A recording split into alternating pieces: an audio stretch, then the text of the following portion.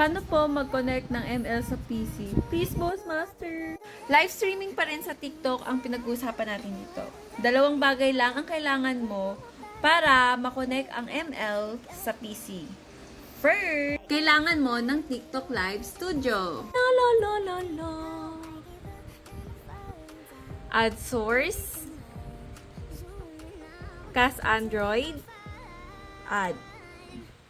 Wireless casting. Add source. Pag lumabas na yan dito sa layout mo, iangat mo siya sa background. Dapat makita mo to ha. Yan. Kasi pag nasa ilalim siya ng background, di mo siya makikita kasi nasa ilalim siya ng layer ng background. Basta alam mo na yun. Ang pangalawa mong bagay na kailangan, ang iyong TikTok account. Open mo to. Piliin mo ang live, tapos live studio. Cast. Wireless casting, tapos connect. Start now. Pag ayaw pa din, tap mo lang, connect mo ulit.